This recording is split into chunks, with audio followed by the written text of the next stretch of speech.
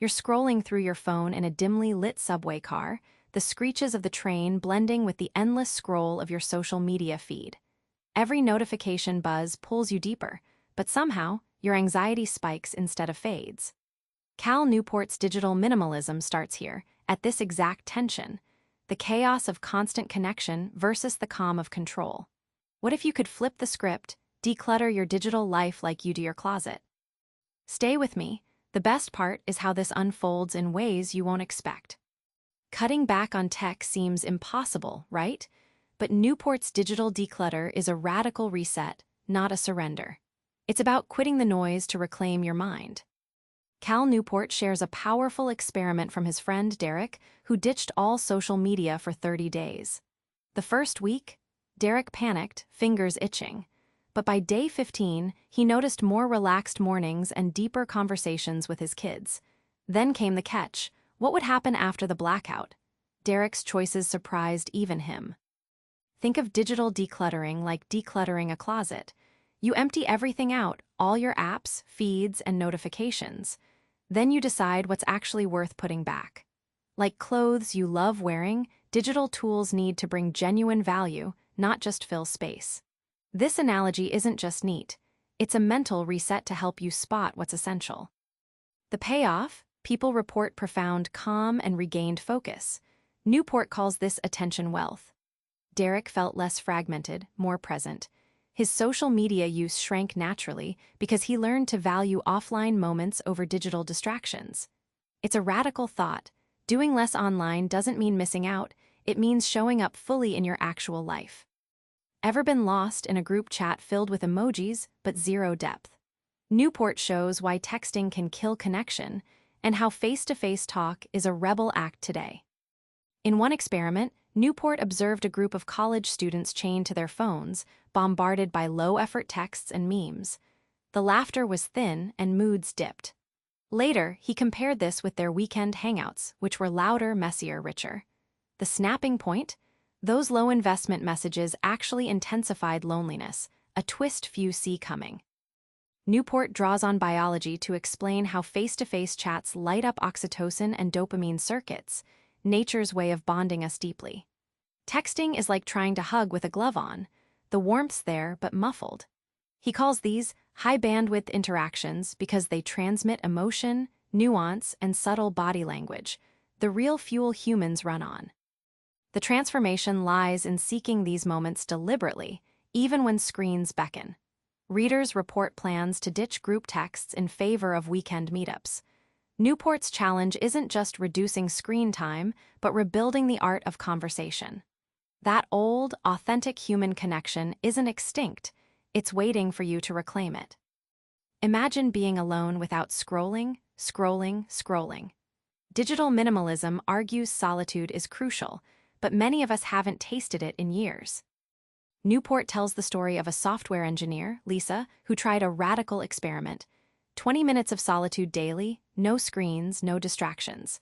At first, her mind scattered with anxiety, but by week 2, her problem-solving skills in work meetings jumped dramatically.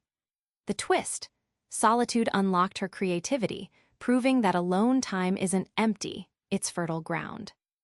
Think of your mind like a smartphone battery. Without solitude, it's constantly draining with notifications and dings. Walks without screens act as a charger, replenishing mental energy. Newport calls this dialogue with your inner self.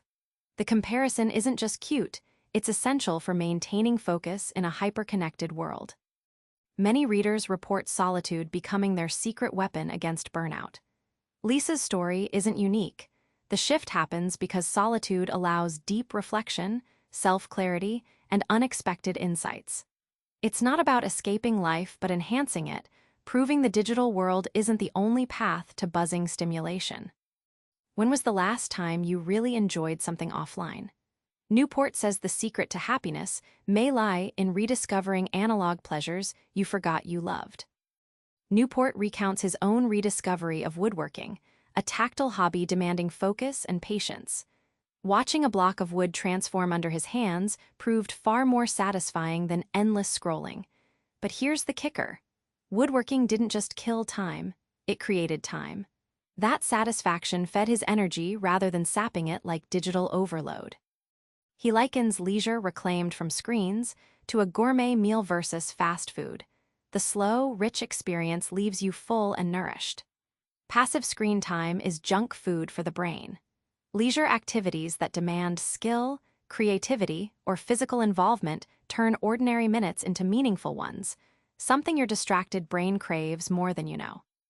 Readers practicing these leisure shifts report a more balanced life, finding joy in simple pleasures. Newport argues these analog activities reset your dopamine system and liberate your mind from endless craving cycles. The transformation? Leisure becomes a source of genuine happiness, not a brief distraction from stress. Throwing away your phone isn't the answer, but setting smart boundaries with tech just might be. Newport reveals how limits unlock freedom. Newport recalls a friend, Maya, who turned her bedroom into a strict no-screen zone. At first, she felt cabin fever, but after a week, her sleep improved and morning grogginess vanished. The surprise came when her phone stopped pulling her like a puppet. Less screen meant more control, and a room that actually became her sanctuary. He compares planning tech use to scheduling office hours. Just like focused work blocks, tech time should be intentional and compartmentalized. This framework stops screen time from bleeding into every moment, giving your brain a predictable rhythm. Basically, you become the boss of your tech, not its prisoner. The shift isn't just practical, it's liberating. Readers who enforce tech boundaries report less anxiety and more mental clarity. By declaring off-limits moments, your devices stop controlling you. Permissions become powers, and freedom is found in those deliberate choices. Remember that subway scene where anxiety and endless scrolling collided? Now imagine if you put your phone down right there, if you gave yourself permission to quiet that storm. Digital minimalism isn't about abandoning tech, it's about mastering it on your terms. Try this tonight. Pick one small screen habit to declutter, maybe silence notifications during dinner or take a 20-minute walk with no phone. Feel the difference. Because in reclaiming your digital life, you're really reclaiming yourself. Subscribe for more book summaries like this one.